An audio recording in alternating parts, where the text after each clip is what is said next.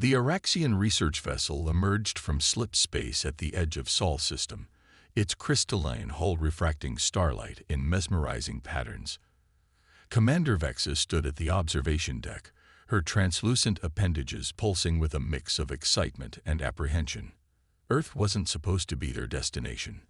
They were peaceful xenoanthropologists, studying primitive species across the galaxy.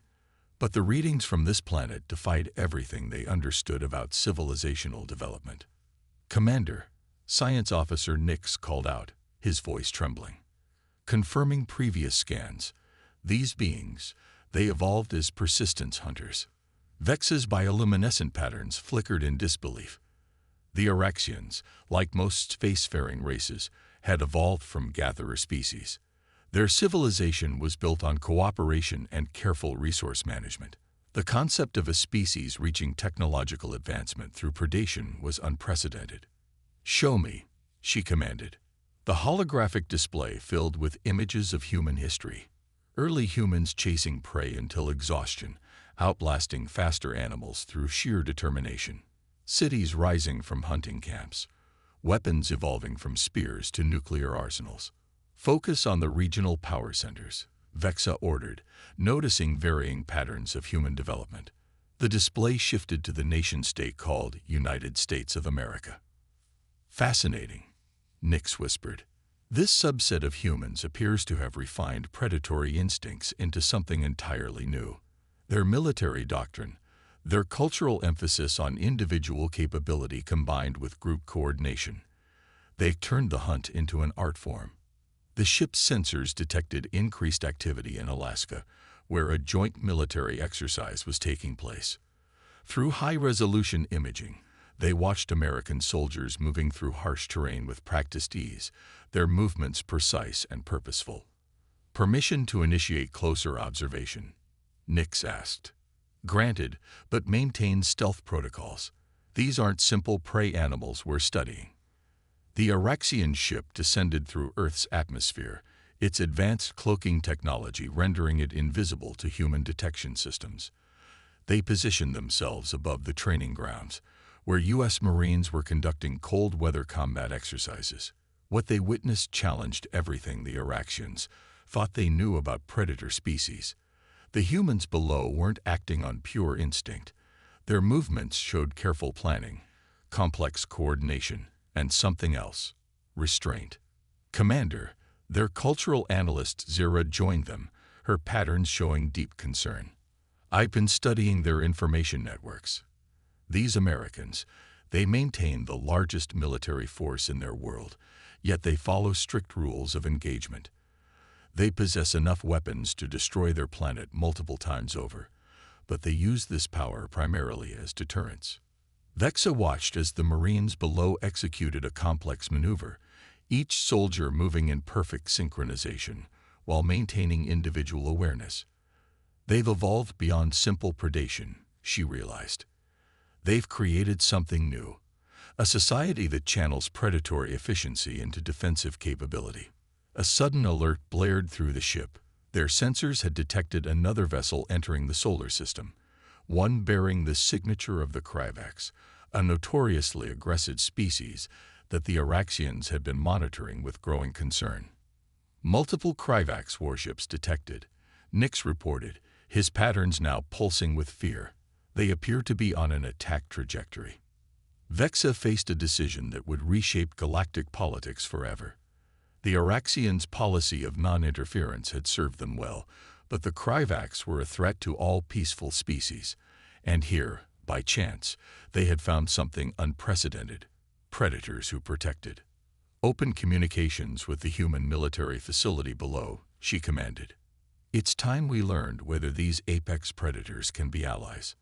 As her crew prepared the communication protocols, Vexa watched the Marines continuing their exercises, their movements now carrying new meaning. The galaxy was about to discover that humans, particularly Americans, had evolved into something unprecedented. Predators who had mastered the art of controlled power, turning the very instincts that made them dangerous into a shield for those who couldn't protect themselves. The real test was about to begin. The Kryvax ships emerged from hyperspace like obsidian daggers against the stars, their hull designs engineered to inspire terror.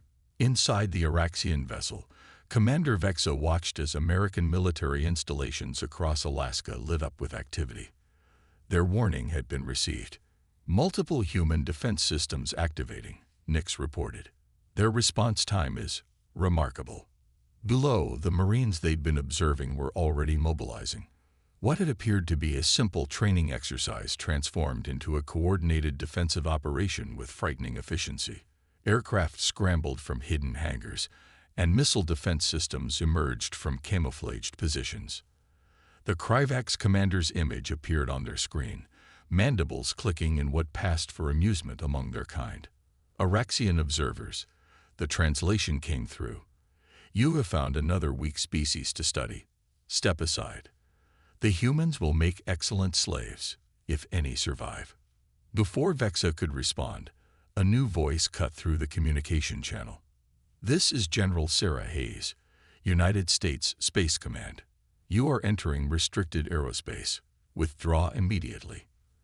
The Kryvax commander's translator struggled with what humans called laughter. Your weapons are primitive. Your defenses inadequate. We have conquered species far more advanced. Final warning, Hayes interrupted. You have 30 seconds to begin withdrawal. Vexa's sensors detected something extraordinary. The humans weren't just posturing. Satellites were repositioning. Submarines were surfacing at strategic points worldwide, and stealth aircraft were already in position. The Americans had anticipated and prepared for this scenario long before first contact. The Kryvax launched their first wave of attack drones. What followed stunned both alien species. American defensive systems didn't just react, they predicted. AI-driven countermeasures engaged the drones in complex patterns, while electromagnetic pulses disrupted their control systems. It was a defense doctrine centuries ahead of what the Kryvax expected from a primitive species. Impossible, the Kryvax commander snarled. These humans, they fight like they've seen every move we could make. That's because we have, Hayes responded. Every possible invasion scenario, every tactical approach. We've been wargaming first contact scenarios since before we reached space. Now, observe what happens when you force American ingenuity into action. A new weapon system revealed itself, quantum-locked missiles that phased through traditional shields, a technology neither alien species had seen before. The Kryvax ship's defenses, previously thought impenetrable, crumbled under the assault. Commander, Zera whispered to Vexa, their military databases, they're not just tactical. They've been studying potential alien physiologies, ship designs, and combat doctrines for generations.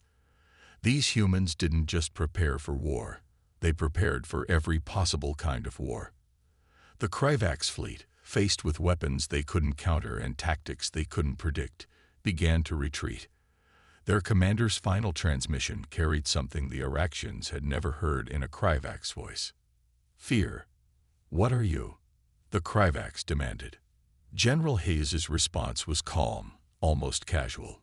We're Americans. We're not just predators. We're predators who learn to think ahead. Now spread the word. Earth is protected. As the Kryvax fled, Vexa finally understood. Humans, especially Americans, hadn't just maintained their predatory instincts. They had elevated them. They combined the raw power of apex predators with strategic foresight, technological innovation, and most surprisingly, a strict moral framework. Request permission to establish formal diplomatic relations, Vexa transmitted to Hayes. Permission granted, Hayes replied, though I suspect you'll find we're better allies than test subjects. Looking at her crew's awestruck expressions, Vexa realized the galaxy would never be the same. They had found something unprecedented, predators who used their hunting instincts not for conquest, but for defense. The Americans hadn't just preserved their predatory nature. They had transformed it into something noble. The test of strength was over. The real challenge, understanding these remarkable beings, was just beginning. The Araxian delegation sat in silent awe within the Pentagon's briefing room as General Hayes walked them through centuries of American military evolution. Holograms depicted everything from Revolutionary War tactics to modern space warfare doctrine. "Your species fascinates us," Vexit admitted. "Most predator species we've encountered either destroy themselves or remain trapped in endless warfare. Yet humans, particularly Americans, found balance." "Necessity," Hayes explained, bringing up images of the American Revolution. "We were born fighting against an empire. Started as colonies, became a superpower. When you begin as the underdog, you learn to innovate or die." The briefing shifted to the Cold War era. "This was crucial," Hayes continued. "We learned that sometimes the strongest weapon is the one you never have to fire." Deterrence became an art form. Nick studied the displays intently. "Your nuclear doctrine. It's not just about destruction. It's about maintaining peace through carefully balanced power." "Exactly. But look deeper." Hayes revealed classified files about America's post-Cold War preparations. "We never stopped preparing. While others saw peace as an ending, we saw it as time to get ready for the next threat." The screens filled with decades of UFO studies, theoretical alien biology research, and advanced weapons development. Every potential first contact scenario had been analyzed, every possible alien technology theorized and countered. The Krivaks never stood a chance, Vexa realized. "You'd been fighting them in simulations for decades before they arrived." "Knowledge is power," Hayes nodded. "But it's how you use that power that matters. We maintained overwhelming force not to conquer, but to prevent the need for war altogether." Zira, studying cultural data, spoke up. "Your population. They maintained civilian weapons skills, military readiness, even without active threats." "Why?" "Because we remember being prey," Hayes answered. "Our ancestors survived by understanding that peace isn't guaranteed. Being ready for war doesn't mean wanting it." The briefing concluded with footage from the recent Krivaks encounter. The aliens watched in amazement as civilian infrastructure smoothly converted to military support, as individual citizens coordinated with military units without chaos or panic. "This is what truly sets you apart," Vexa observed. "Other species either embrace violence totally or reject it entirely. You've achieved something unprecedented.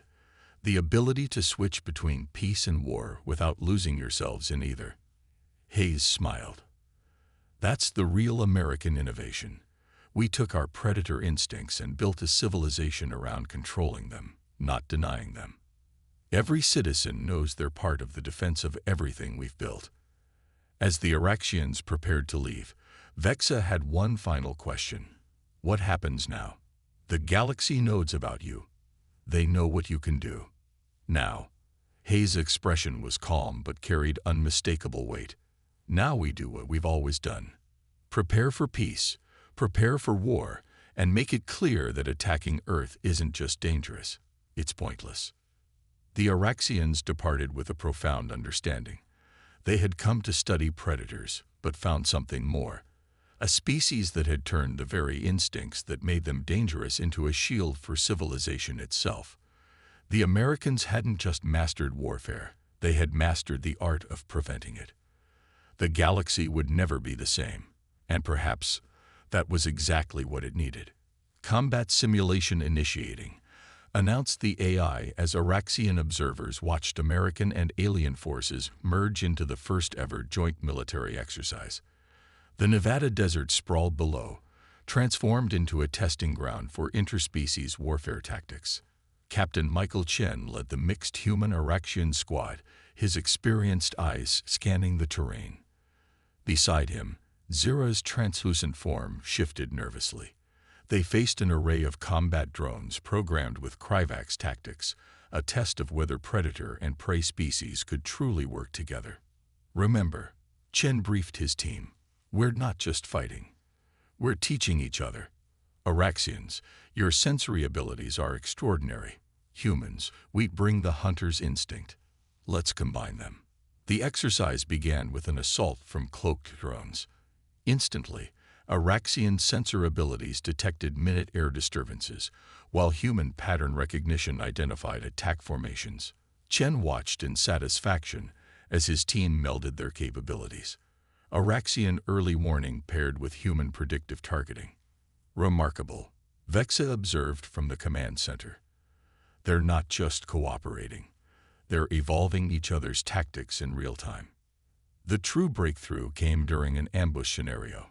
When surrounded by superior forces, the human soldiers didn't retreat. Instead, they demonstrated something that stunned their alien allies. They turned the hunters into the hunted. "This is what we do," Chen explained during the debrief. "Humans don't just react to threats.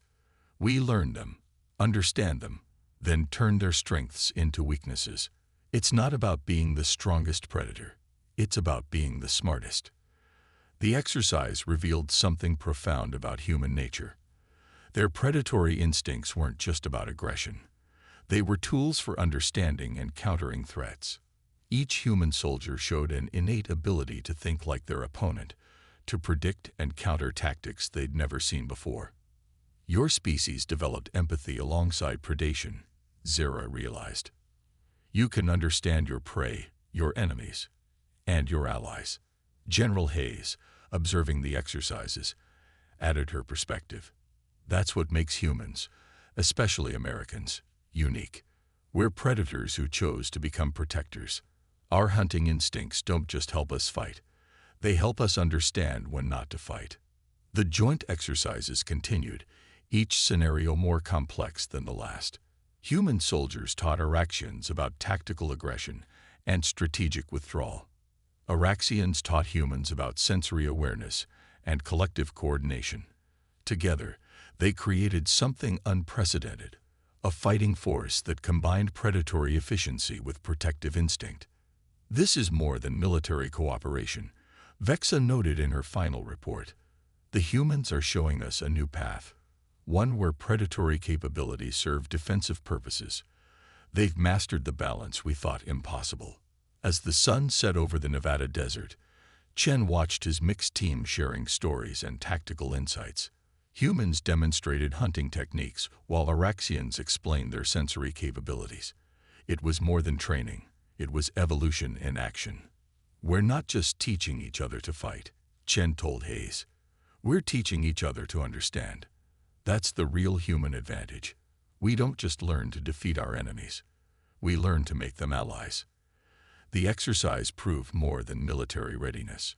It demonstrated that humanity's predatory nature, refined through American military doctrine, could serve as a bridge between different species.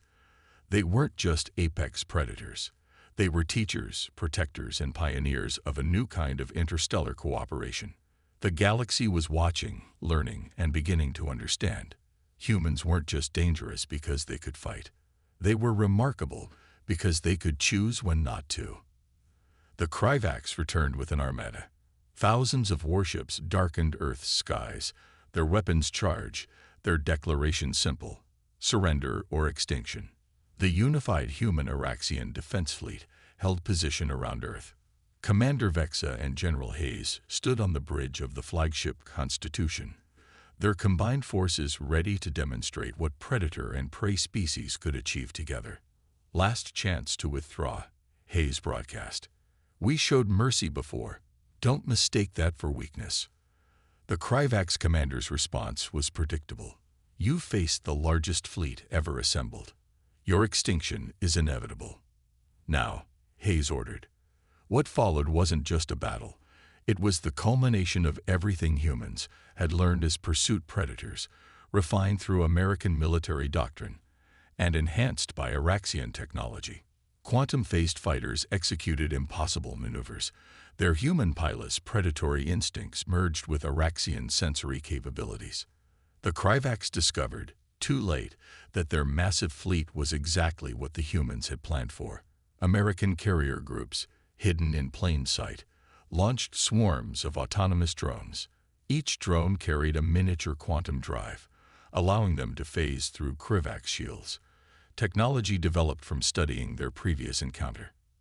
"Remarkable," Vexa observed as the battle unfolded. Your species doesn't just learn from victory. You learn from mercy. When you spared them last time. We studied everything about them, Hayes confirmed. Their tactics, technology, psychology. That's the real human advantage. We never stop learning. Never stop hunting for weaknesses, even in peace. The Kryvax fleet's formation began to break. Their tactics, based on overwhelming force, crumbled against an enemy that had anticipated and countered every move. American Special Forces, equipped with Araxian stealth technology, had already infiltrated key command ships. Your species truly is the ultimate apex predator, Vexa said, watching the Kryvax retreat in disarray. Not because you're the strongest or fastest, but because we never stop adapting, Hayes finished. Every defeat teaches us. Every victory shows us what to improve. That's why Americans lead Earth's defenses. We never assume we're powerful enough. There's always more to learn, more to develop. The battle ended not with extinction, but with understanding. The Kryvax, facing defeat, finally learned what their previous encounters had tried to teach them. Humanity's greatest strength wasn't their weapons or tactics, but their ability to turn every experience, even mercy, into an advantage.